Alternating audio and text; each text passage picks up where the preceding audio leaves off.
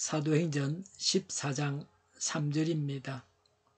두 사도는 오랫동안 거기에 머물면서 주님을 의지하여 담대하게 말하였다. 주님께서는 그들의 손으로 표징과 놀라운 일을 행하게 하셔서 그들이 전하는 은혜의 말씀을 확증하여 주셨다.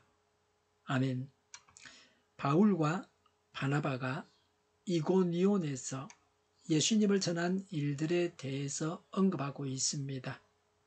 두 사도 바울과 바나바가 어떻게 복음을 전했는가를 자세하게 말씀하고 있습니다. 우리가 전도할 때에 오늘 본문을 유의하고 본받아야 합니다. 전도는 하나님의 일입니다.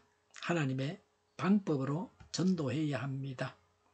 3절에 두 사도는 오랫동안 거기에 머물면서라고 했습니다. 잠시 여행을 하면서 전도한 것이 아니었습니다.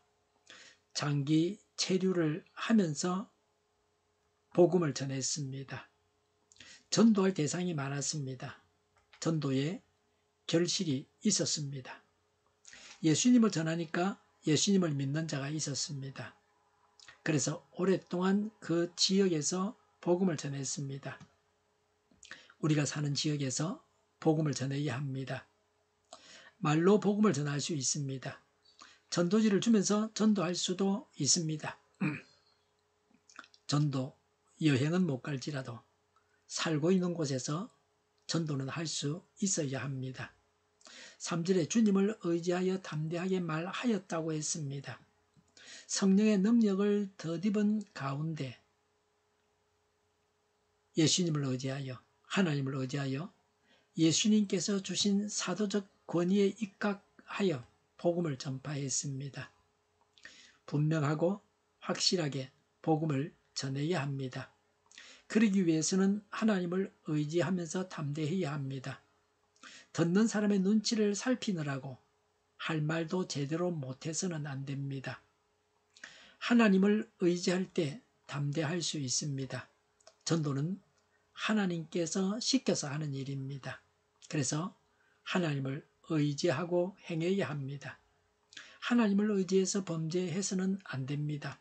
하나님을 의지해서 예수님을 전해야 합니다.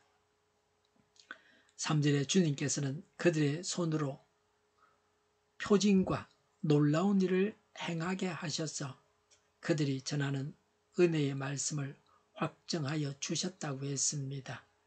은혜의 말씀은 하나님의 은혜를 선언하는 말씀이라는 뜻입니다. 율법은 죄를 드러냅니다. 율법은 죄가 무엇인가 하는 것을 알려주는 것입니다. 구원해 주는 것이 아니라 죄가 무엇인가 하는 걸 알려주는 겁니다. 복음, 예수님은 죄에 대한 용서와 구원을 선포하는 하나님의 놀라운 은혜의 말씀입니다. 죽은 자가 살고 병든 자가 낫고 놀라운 일이 일어난다고 해서 그것을 행하는 자를 따라가서는 안 됩니다. 귀신도 이적을 행합니다. 말세에 적그리스도가 나타나서 이적을 행하기도 합니다. 마태복음 24장 24절에 거짓 그리스도들과 거짓 예언자들이 일어나서 큰 표징과 기적을 일으키면서 할 수만 있으면 선택받은 사람들까지도 홀릴 것이다 라고 했습니다. 능력을 행한다고 해서 따라다녀서는 안 됩니다. 그러나 표적과 기적이 하나님으로부터 오기도 합니다. 이 표적은 예수님이 메시아인 것을 드러내는 표시하는 그런 기적이라는 뜻입니다. 바울과 바나바가 전한 말이 옳다는 것을 증명하기 위해서 하나님께서 기적적인 일을 행하여 주셨습니다. 물론 기적보다 중요한 것은 복음입니다. 예수님이 기적보다 더 중요합니다. 복음을 전하기 위해서 예수님을 전하기 위해서 기적을 주셨습니다.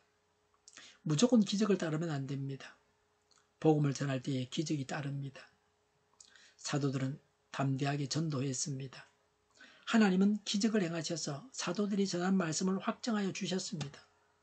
기적들은 이방인들에게 복음의 능력을 확인시켜주는 증거가 되었습니다. 우리의 삶에서도 하나님의 기적을 맛볼 수 있습니다. 예수님과 동행하면서 하나님의 뜻 안에서 구하고 모든 기도를 통해서 하나님의 기적을 체험합니다. 1974년도에 엑스폴로 74 대회를 준비하면서 이 대회를 준비할 수 없었던 점이 70여 개였습니다. 이들 문제들을 두고 기도했습니다. 이 난제들을 다 해결하고 무사히 대회를 치루었습니다. 작은 기적 하나를 소개하고자 합니다. 휴대폰이 없을 때 이야기입니다. 요새야 휴대폰으로 전화를 걸고 다 무료 통화하고 웬만하면 그렇습니다. 그때는 휴대폰이 없었습니다. 교역자회에서 애양원 교회를 다녀오면서 한 고속도로 휴게소에 들렀을 때였습니다. 공중전화를 쓰려고 하는데 전화가 안 되었습니다. 고장이었습니다. 주위에는 전화가 없었습니다. 전화를 고쳐주십시오. 꼭 전화해야 하는데 이런 상황에서 전화를 할 수 있게 해주시는 것이 영생이 아닙니까? 이렇게 기도했습니다. 마음속에서 전화가 된다. 전화하라는 생각이 들었습니다. 믿지 못하겠느냐? 전화하라고 합니다. 어떤 사람이 전화기를 안 되니까 막 두드립니다. 그러더니 전화가 된다고 그럽니다. 그래서 저도 전화를 사용했습니다. 우리가 받은 영생은 바로 기적입니다. 무한하신 하나님을 영접함으로 영생은 그리스도인의 삶 속에서 하나님의 무한하심을 체험하는 것입니다.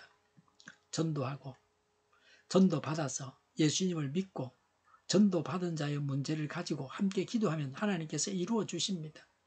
병도 고쳐주시고 직장이 없어서 어려움에 처해 있던 사람은 취직이 됩니다.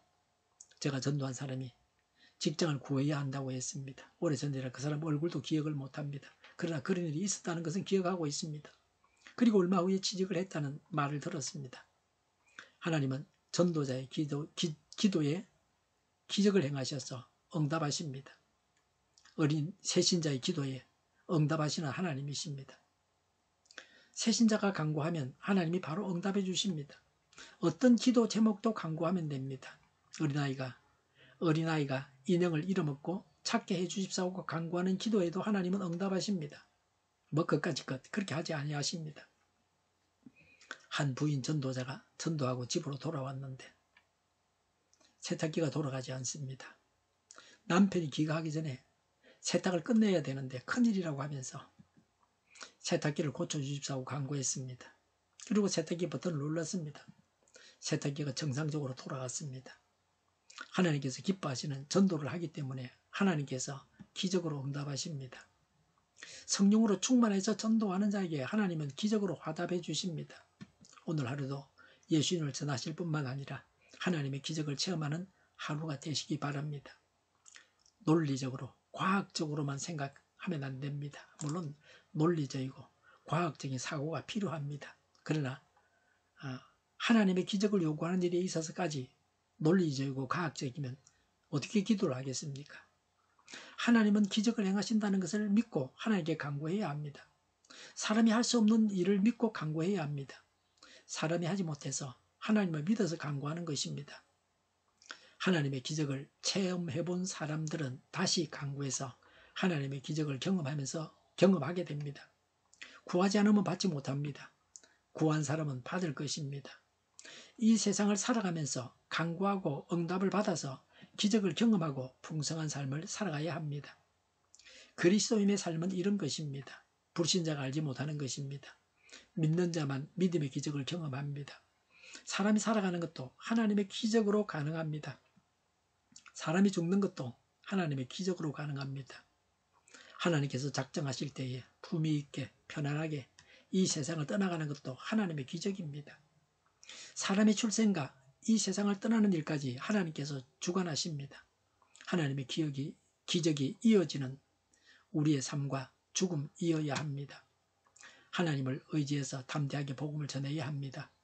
하나님께서 기적을 행하셔서 우리가 전한 바를 확정시켜 주십니다.